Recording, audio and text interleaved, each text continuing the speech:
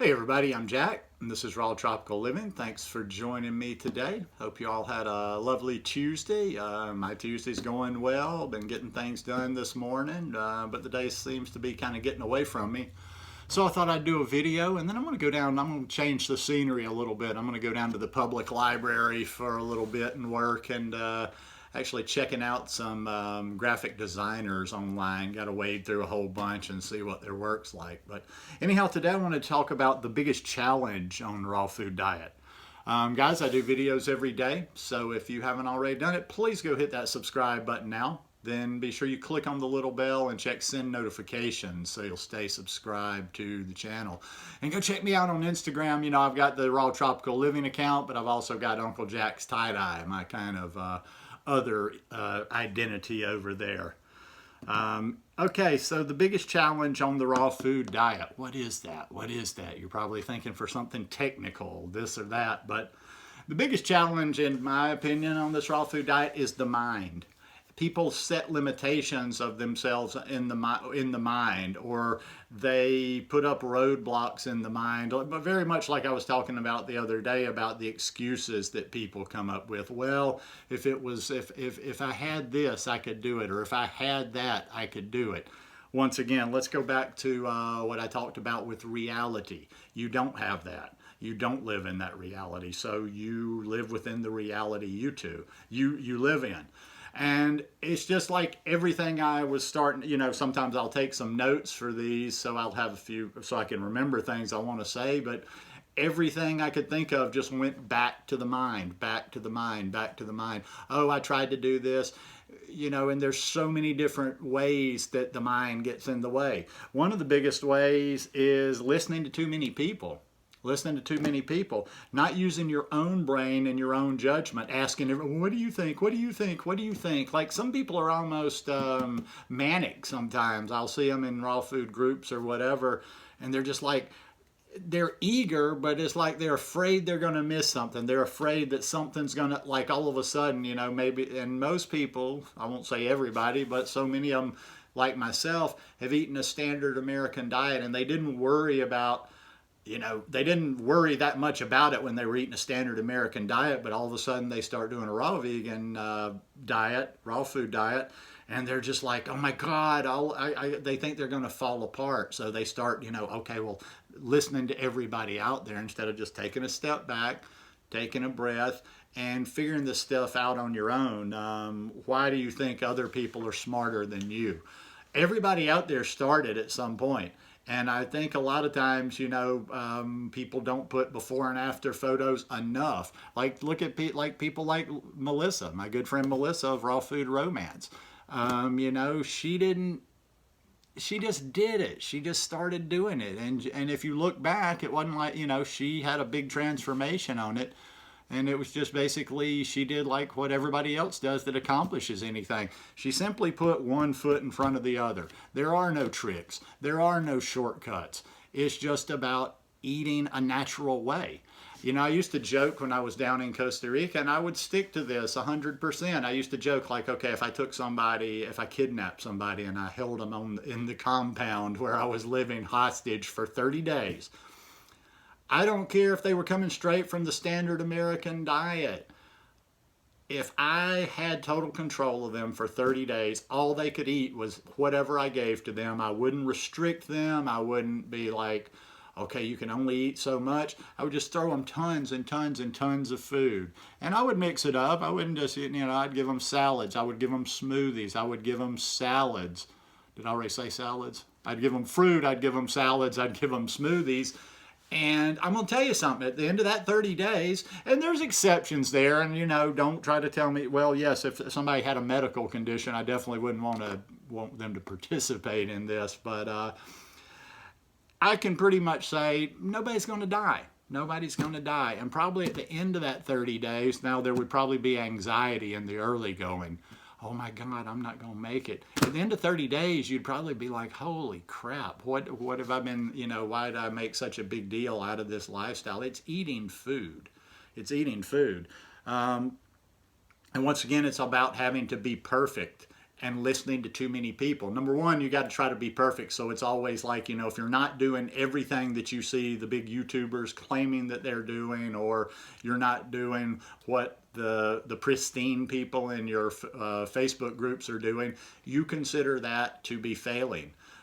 Whereas, you do what you can do in your circumstances. You don't have the same circumstances as those people. So, don't worry about that.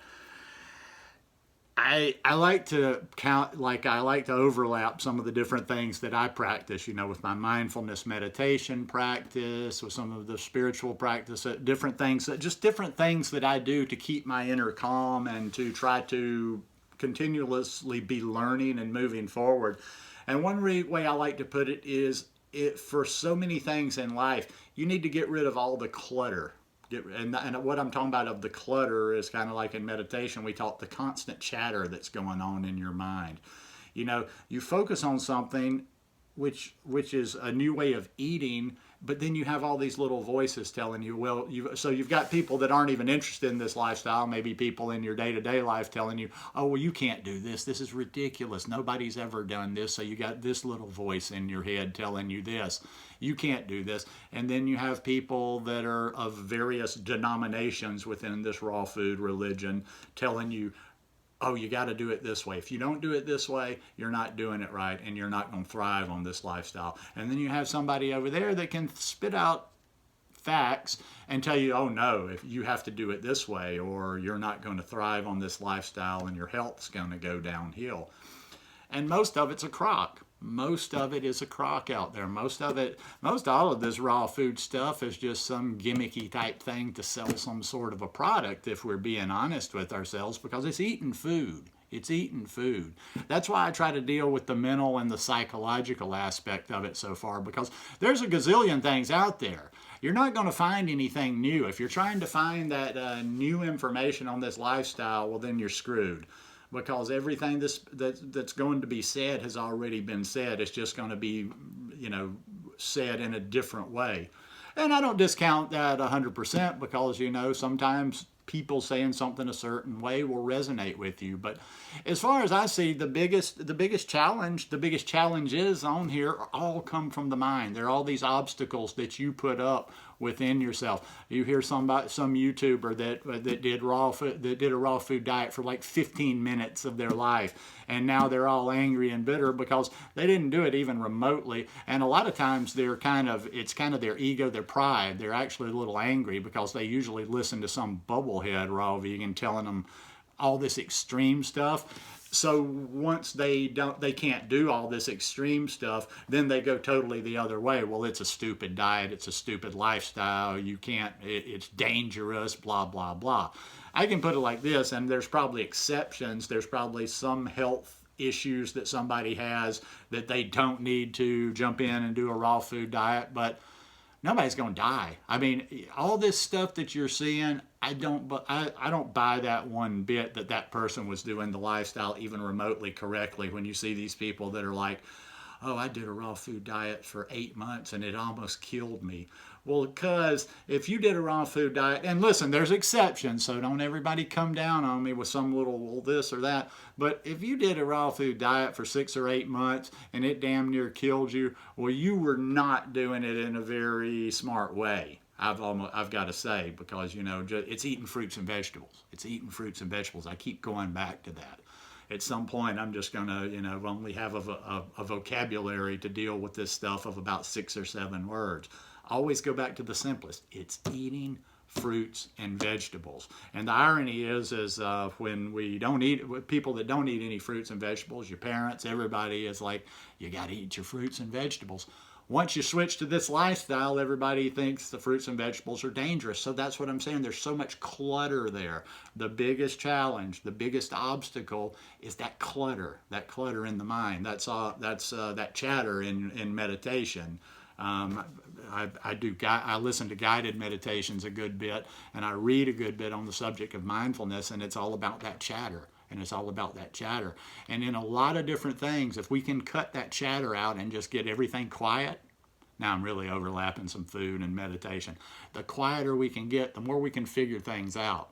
The more we understand things when we get all these different voices out of our heads. So The biggest challenge is to remove those obstacles, remove those barriers. Take responsibility. Take control of this thing. Stop looking for another group. Stop looking for another YouTuber, a guru, a raw food educator, whatever you want to call it. You know, get yourself a few books, watch a few people, get a few recipes, and learn. Learn like that. That's why I like to just kind of keep pounding the same old sources I recommended. And there's another, you know, I keep talking about Brenda Davis. Actually searched her on YouTube a couple of days ago, and there's some updated videos. She's got some stuff. Go look at Brenda Davis's stuff on YouTube. Brenda Davis, Raw Vegan, and you'll get a number of things that come up. But those two books are my Bible for this lifestyle. They're both of hers, Becoming Vegan and Becoming Raw. Just good knowledge presented without all this drama, without all the, you know, excitement to it maybe. And I think that's why her name doesn't come up as much, because she's not one. She's very just straightforward. She tells you what she thinks. I think she has a well-balanced way of looking at things. So anyhow, remove those obstacles of the mind. That's where most obstacles to anything are. So I hope this one wasn't just a little too out there rambling today, because I truly believe that that is the biggest challenge of a raw food diet, to be honest. And once again, somebody might say, but you get this. It's not about what you can get or what you can't get. Once again, it's always about doing the best that you can do with whatever you're doing in your circumstances. So anyhow, just my 2 cents worth. Hope you guys enjoyed this one today. If you like it, please give me a thumbs up, and I will see you again tomorrow. Peace.